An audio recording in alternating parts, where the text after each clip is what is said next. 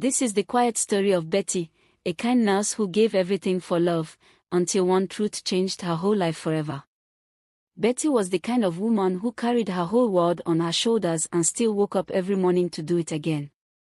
She lived in a big, quiet house in Alaska in US. The house had shiny floors, soft lights, and rooms that were always clean, but it felt empty, too empty for a heart that wanted laughter, love, and someone to call family. Every day, Betty put on her nurse's uniform, tied her hair back, and walked into the hospital like a soldier entering a battlefield. She worked 12-hour shifts, sometimes standing until her legs felt like stones. Some patients shouted at her, some complained, but still, she smiled, because kindness was all she knew. But when she got home, the quiet hit her like cold air. No one asked, "How was work?" No one said, "Welcome home." Just silence. Silence so deep it felt like the house itself was lonely. Betty was 35, single, tired, but full of hope. She prayed for someone to love, someone to share her dreams, someone to sit with on the couch at night. She didn't want riches. She just wanted a partner, someone who saw her heart and chose her.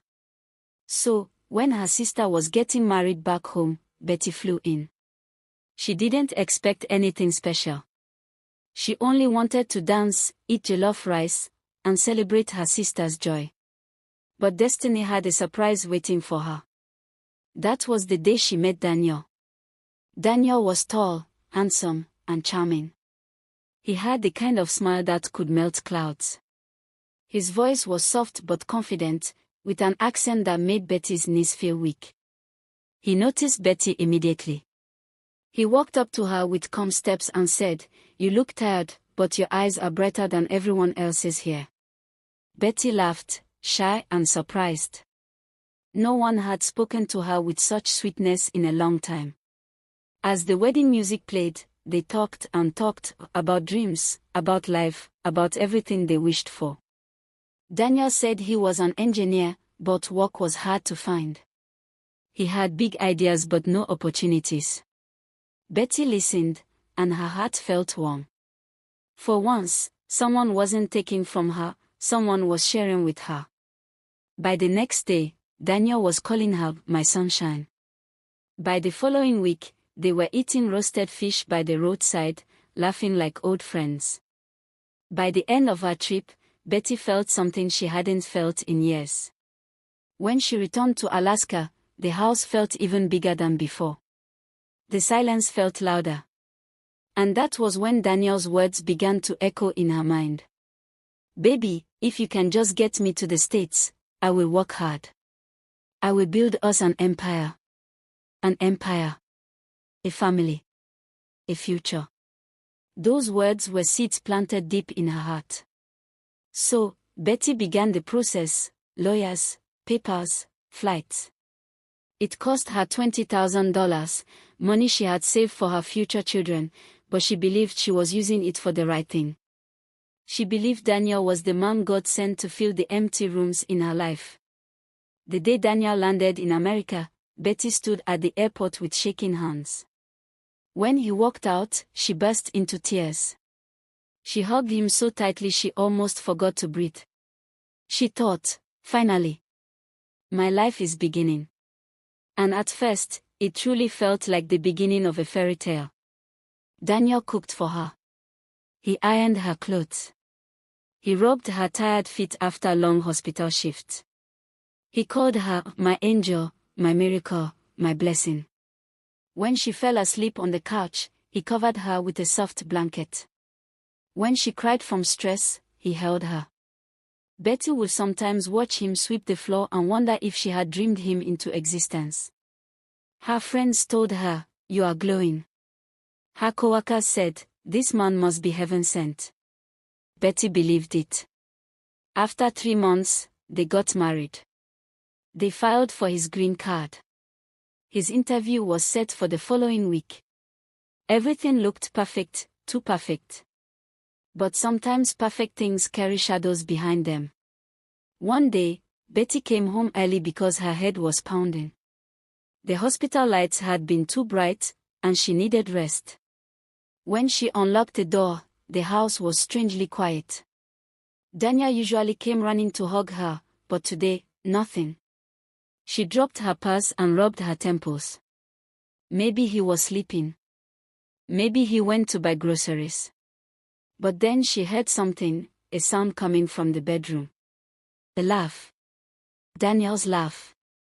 But it wasn't the laugh she knew. It was sharp, loud, almost wild.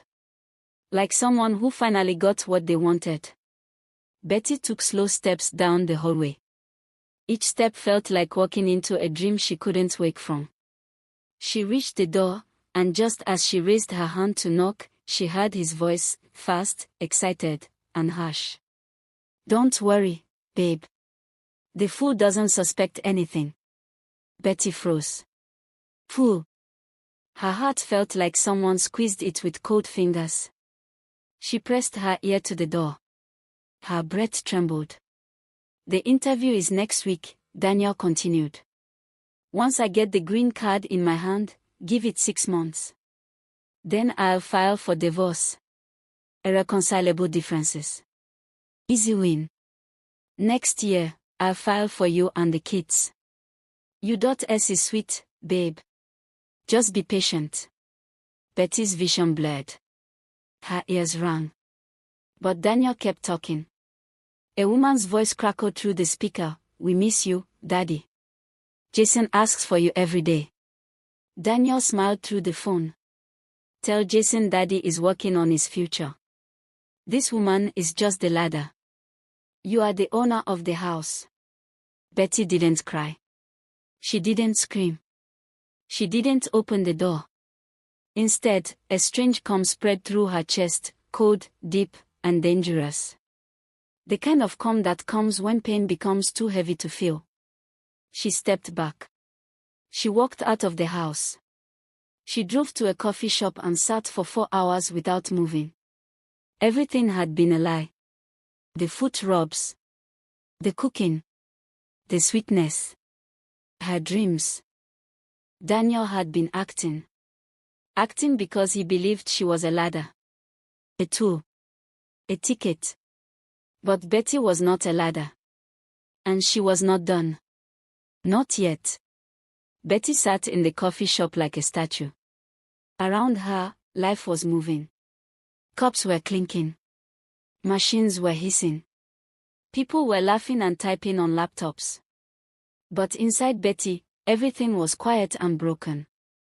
She remembered the long nights at the hospital. Her swollen feet.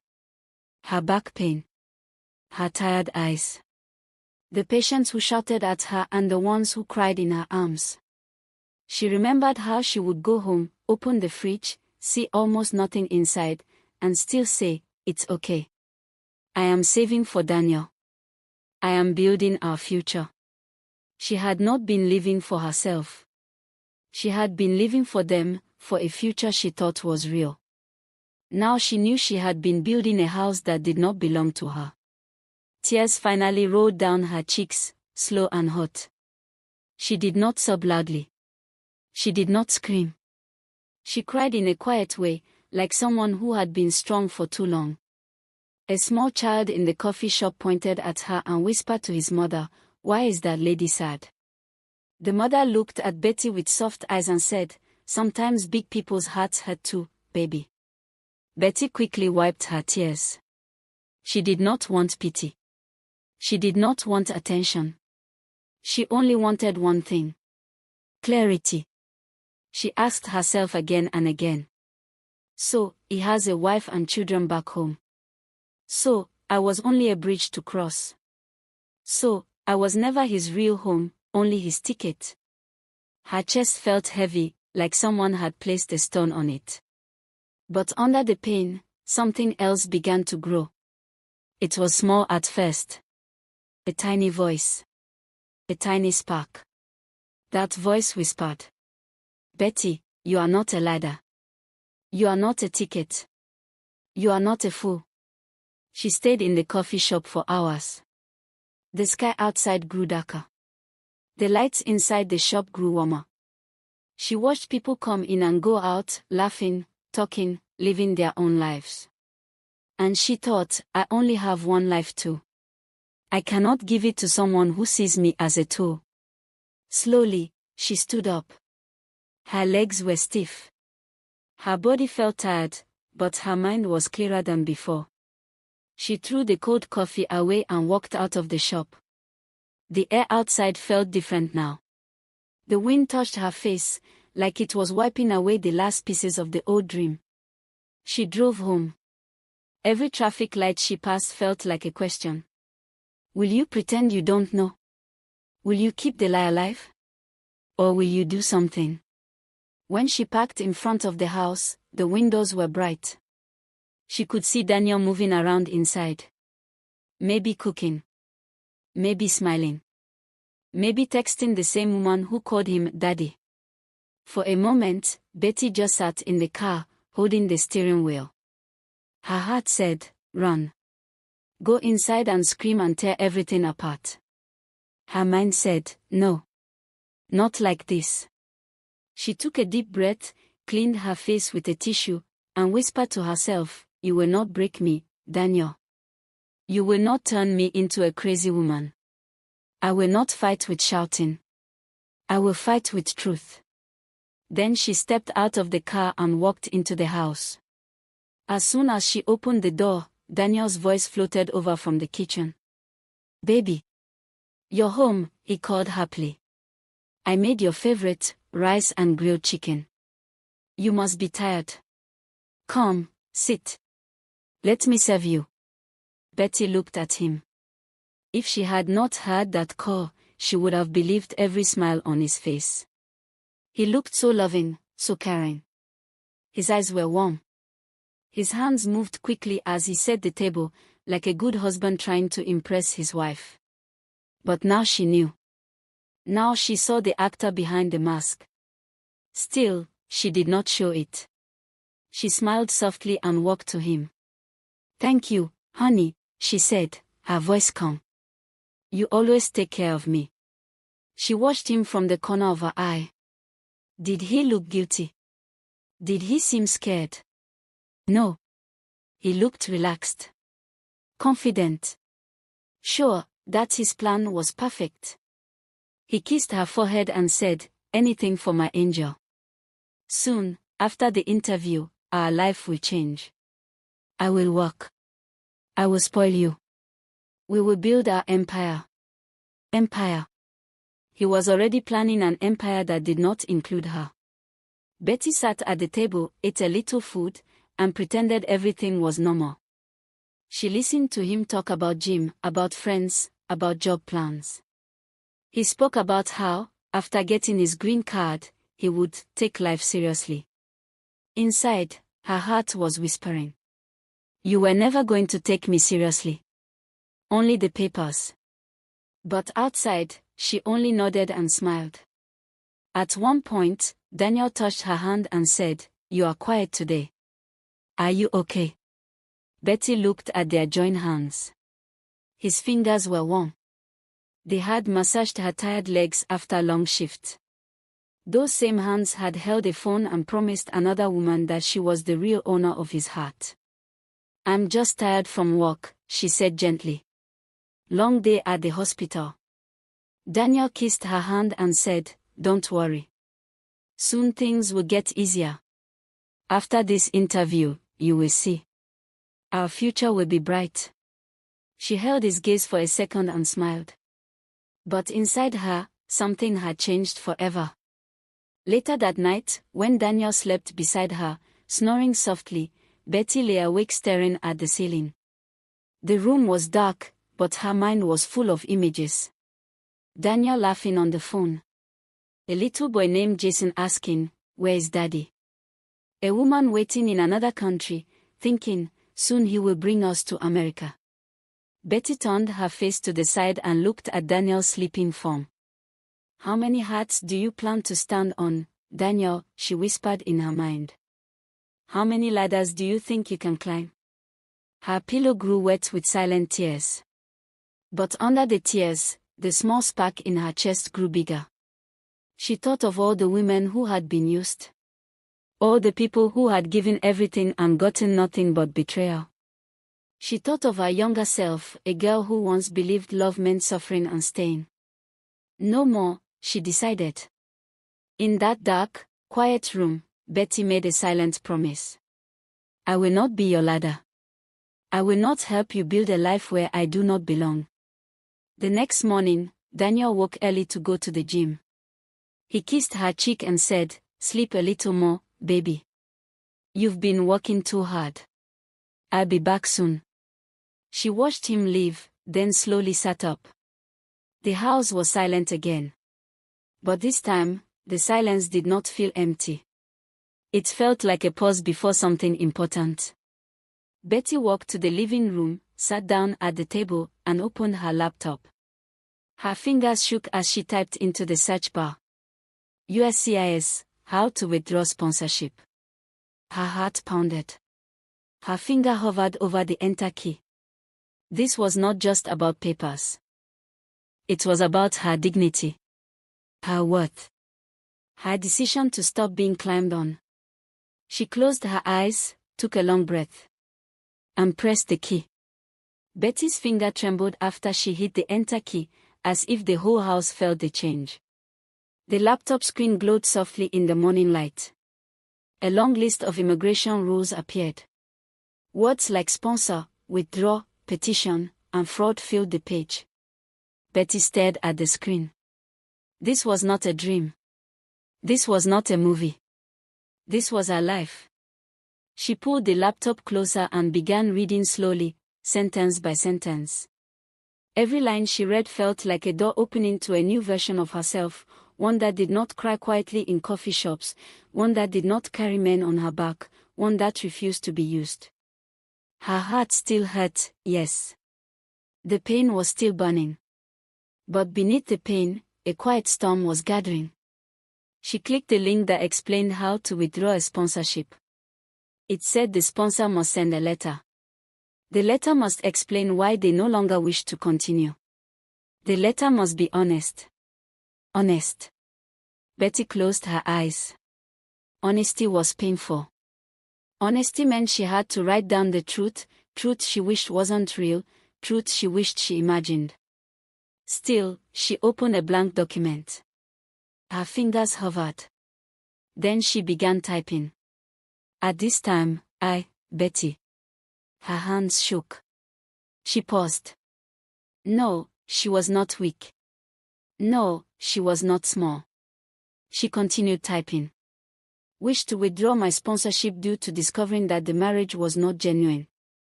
She stared at those words. Marriage. Not genuine. The truth stabbed her like a cold knife. She blinked fast to stop her tears. But this was the path she had chosen. She kept typing, slowly but firmly, like a woman writing her way out of a cage. I found evidence of fraud. Fraud. A big word. A heavy word. A true word. And I am unwilling to support him any longer. By the time she finished, the paper was short but powerful. It was the truth she never imagined she would have to write about a man she once prayed for. She printed the letter, signed it, and placed it gently in an envelope. Her hands were still trembling, but there was something strong in her chest, something rising like a sunrise. That feeling had a name. Power. Quiet, gentle power.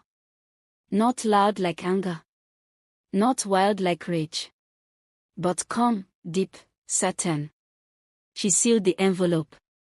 The storm inside her had now turned into a plan. She drove to the immigration office alone. She sat in her car for a long moment before going in. Once she walked through those doors, nothing would ever be the same. Inside, the air smelled like paper and seriousness. People lined up, holding documents, whispering, waiting. Betty held her envelope close to her chest as if it were something precious. The officer behind the counter was a woman with sharp eyes and a soft voice. How can I help you? She asked. Betty swallowed. I need to submit a withdrawal letter for a sponsorship. The woman blinked slowly. Are you sure? Betty nodded. Yes. The woman took the envelope, stamped it, and said calmly, once processed, the applicant will lose support status. Are you aware of the consequences? Betty's heart punched against her ribs. Consequences. Such a big word. Such a heavy word. But she nodded again. Yes. I am aware. The officer gave her a small, respectful look. Then we will process it. That was it. A stamp. A sentence. A decision. Betty walked out with shaky legs. But when she sat in her car, she felt like she could breathe for the first time in months. Not because she wasn't hurting, but because she had chosen herself. When she returned home that afternoon, Daniel was in the living room, lifting weights and smiling like a man who won the world. Baby, he said, wiping sweat off his forehead. I was thinking, after we finish the green card interview, we should go to Miami. You know, celebrate. Beach, food, good life. Betty smiled softly. He had no idea. She walked past him calmly, as if nothing had changed. She placed her bag down, washed her hands, and began cooking rice. Daniel hugged her from behind. You're my lucky star, he whispered into her ear. Betty almost laughed. Lucky star. If only he knew what star was about to fall on his head.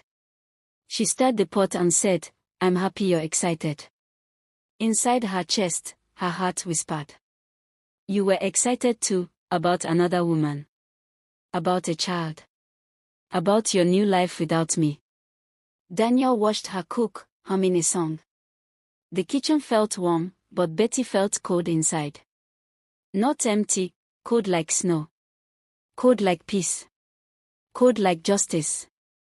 That night, after they finished dinner and watched a movie together, Daniel kissed her forehead and said, Baby, this interview next week, it's the beginning of everything.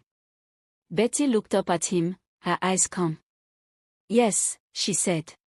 The beginning of everything. The week before the interview was strange. Daniel was more loving than ever. He woke early to cook. He cleaned the house. He folded her clothes. He rubbed her back at night. He served her like a king serving a queen. He thought he was close to the dream. He thought his plan was perfect. He thought he was standing at the door of his new life. He did not know the floor beneath him was already breaking.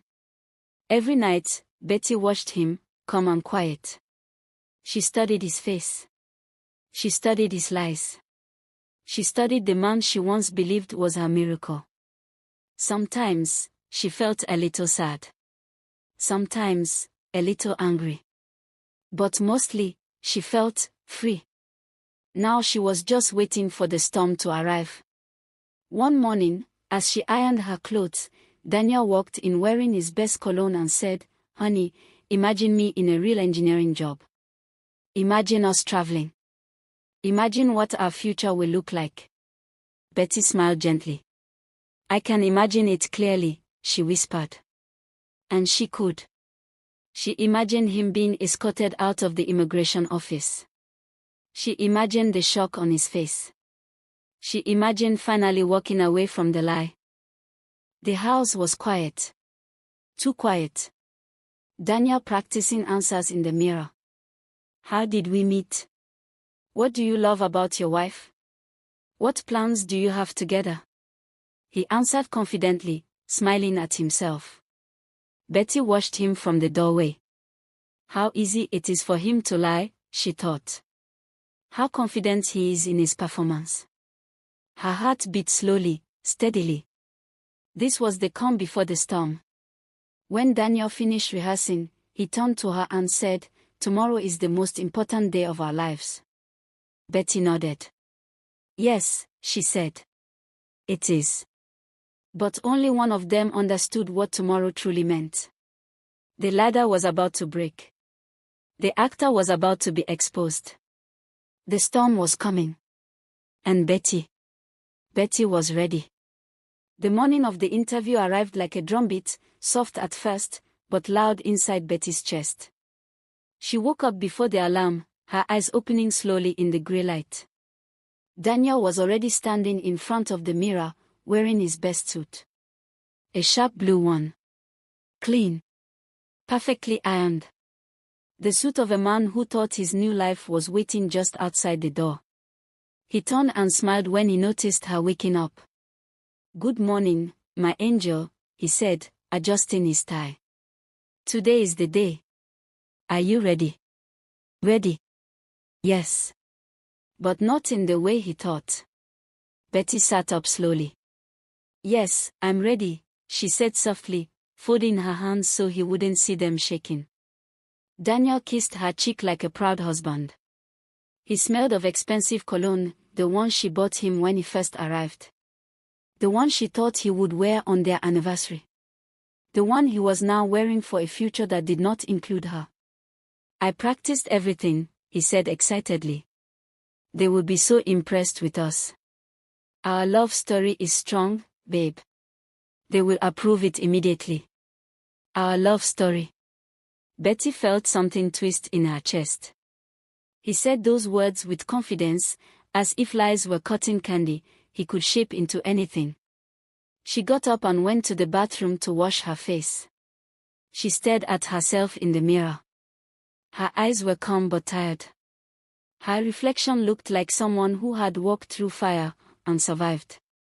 "Remember," she whispered to herself, "you are not a ladder." They drove together in silence. Daniel tapped his foot on the car mat, humming happily. He kept checking his tie in the mirror and smiling at his reflection. "You know," he said suddenly, "after today, I want us to take real wedding pictures. The kind with matching outfits. And maybe we can start looking at houses. Big ones, with a backyard." Betty nodded, but her mind was swirling. A backyard. A house. A life. He had plans. Big plans. But none of them had her inside them. She kept her hands folded on her lap, holding her breath, counting each second until the storm would come. Daniel reached over and squeezed her hand. "You're quiet. Are you nervous?" Betty forced a small smile. "A little," she whispered. Inside her heart, a voice answered. "Nervous? No. Waiting? Yes."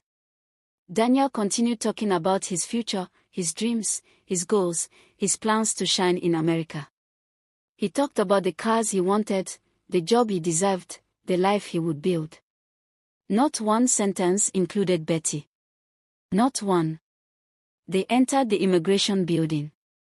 The air was cold, the walls pale, the lights bright. People sat in chairs, waiting for their names to be called. Some looked hopeful. Some looked scared. Some held hands tightly. Betty and Daniel sat next to each other. He was smiling, confident, tapping his fingers on his knee. When they asked how we met, Daniel whispered, "Just say the same thing we practiced." She nodded. He didn't know the script had already been burned. Betty looked around the room. Her heartbeat was steady now. Slow, but powerful. Like a drum for a warrior. She knew what would happen soon. She knew the moment she had been waiting for was minutes away. Daniel leaned in. "Relax, my love. After today, our future begins." Betty stared ahead at the large brown door where the officers usually called couples in for interviews. She whispered quietly, almost too quietly for anyone to hear. "Our future does begin today." "Daniel and Betty," a voice called. But it wasn't the soft voice of an immigration officer. It was firm. Deep. Heavy. Two men walked out. Not smiling. Not holding papers for an interview. They wore dark uniforms. ICE officers. Daniel blinked. Confused.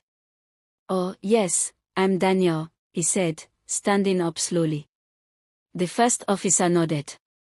"We need to see your ID, sir." Daniel frowned. My ID. Why? Aren't we supposed to? Sir, the officer repeated, please provide your ID. Something in his tone changed the air. People turned. Heads lifted. The room grew silent. Betty sat still. Daniel reached into his pocket, still confused. He handed over his ID with shaky hands. The second officer looked at him and said, your petition has been withdrawn. You no longer have sponsor support. Your visa status has expired. Daniel froze. It was like someone unplugged his soul. What? What do you mean? He asked, laughing nervously. No, that must be a mistake. I have an interview today. My wife filed everything. We are good. Right, Betty?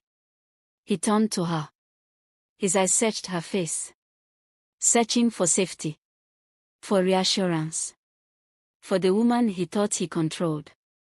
But Betty did not move. The officer stepped closer. Sir, you are no longer legally in the country. You must come with us. Daniel's mouth opened slowly. Then he looked at Betty again, desperate. Betty, he whispered. What is going on? Betty stood up slowly. She smoothed her dress with calm, gentle hands. Her heart beat once, strongly, like a drum announcing truth. Then she met his eyes. For the first time since she learned the truth, she spoke to him from a place of pure clarity. I am not a ladder, Daniel. The words hit him harder than any slap. His face crumbled. His breath broke. Betty, please, wait, what do you mean? What did you do? She stepped closer. Not angry. Not scared. Just free. You called me a fool. You called me a ladder. You called another woman the owner of your life. And you planned to throw me away after I saved you. Daniel shook his head wildly, tears forming. No, baby, that was, listen, I can explain. She raised a hand gently. No. You cannot explain lies. And I am done carrying a man who planned to leave me broken. The officers moved behind him. One touched his shoulder. Sir, please step forward. Daniel's voice cracked. Betty, please. Please don't do this. I love you. I swear, those calls meant nothing. Baby, please. People in the waiting room watched with wide eyes. Some held their breath. Some looked away, embarrassed for him. But Betty stood strong. She took one step back. You climbed the wrong ladder, she said softly. And now it is gone. Daniel reached for her, but the officers grabbed his wrist. Handcuffs clicked. The sound echoed across the room like a final sentence. Betty, he shouted as they began leading him away. Betty, please. Baby, I can change. Betty. She did not move. She did not cry. She did not break. She simply turned around. And walked out of the building. With slow, steady steps. With a heart that was no longer empty. With a spirit that finally remembered its worth. Behind her, Daniel's voice echoed, fading, fading, fading. And the ladder he thought he owned collapsed forever. Betty walked out of the immigration building the way a person walks out of a dark forest, slowly at first, then stronger with every step. The sun outside felt warm on her skin. She closed her eyes for one moment and let the light touch her face. Inside the building, Daniel's voice was still echoing, but farther away now, softer, fading like a crying baby in the distance. She didn't turn back. Not once. Not even for a second. Everything she needed to see, she had already seen. Everything she needed to hear, she had already heard. Everything she needed to understand, she already understood. She unlocked her car, sat inside, and placed both hands on the steering wheel. For a long moment, she didn't move. She just breathed. Slowly. Deeply. Like someone tasting freedom for the first time in years. Her heart felt sore, like a bruise that still hurt when touched, but it was beating in a new rhythm. A stronger rhythm. A rhythm of truth. The road stretched ahead of her, quiet and open. She drove without the radio on. She didn't need music. The silence felt like a soft blanket. But her mind wasn't empty. It was full of memories. Daniel calling her my angel. Daniel cooking her favorite rice, Daniel rubbing her feet after long shifts, Daniel laughing on the phone with another woman, Daniel calling her a ladder, Daniel planning a life that didn't include her. She gripped the steering wheel gently. It wasn't all fake, she told herself. No one can pretend every second. But the part that mattered most, his loyalty, his promises, his intentions, had been a lie. She blinked away the sting in her eyes and focused on the road.